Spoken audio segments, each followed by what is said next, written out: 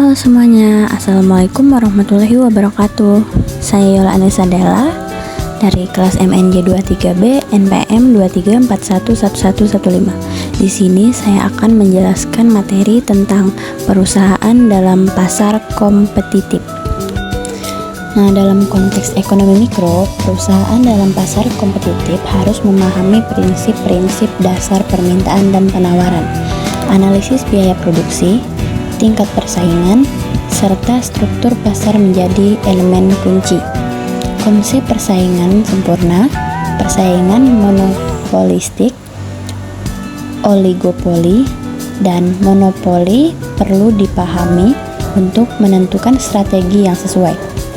Analisis margin keuntungan, elastisitas harga, serta keputusan optimal terkait produksi dan harga juga menjadi bagian integral dari pemahaman ekonomi mikro dalam konteks perusahaan di pasar kompetitif.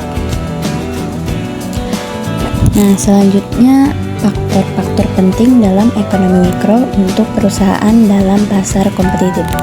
Yang pertama, permintaan dan penawaran. Contoh, jika permintaan meningkat, perusahaan dapat menaikkan harga atau meningkatkan produksi untuk memenuhi kebutuhan pasar. Yang kedua, biaya produksi. Contoh, kenaikan biaya bahan baku dapat memengaruhi keuntungan perusahaan dan kebijakan harga. Yang nomor tiga, struktur pasar. Contohnya, persaingan sempurna memiliki banyak penjual dan pembeli yang kecil. Sementara oligopoli terdiri dari beberapa perusahaan besar yang mengontrol pasar. Nomor 4 ada elastisitas harga. Contoh, jika permintaan sangat responsif terhadap perubahan harga, perusahaan harus mempertimbangkan penyesuaian harga dengan hati-hati. Yang kelima, diferensiasi produk. Contoh, produk yang unik atau merek yang terkenal dapat memberikan keunggulan kompetitif. Nomor 6, keputusan optimal produksi.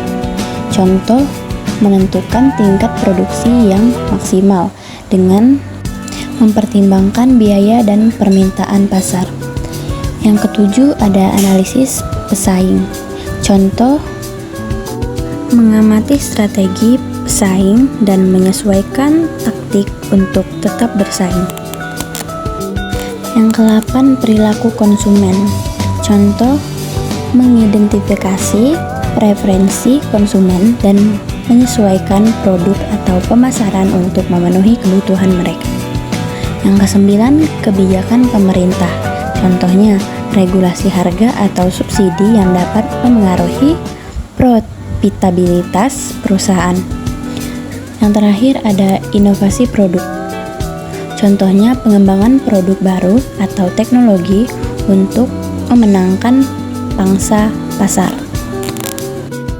Nah, di sini hasilnya bisa kita simpulkan, jadi pemahaman mendalam terhadap faktor-faktor ini membantu perusahaan dalam mengambil keputusan strategis yang tepat di pasar yang kompetitif. Baiklah, terima kasih. Sekian penjelasan dari saya. Saya harap video ini dapat bermanfaat bagi semua orang. Saya Yola Anissa Della mengucapkan wassalamualaikum warahmatullahi wabarakatuh. Terima kasih. Bye-bye.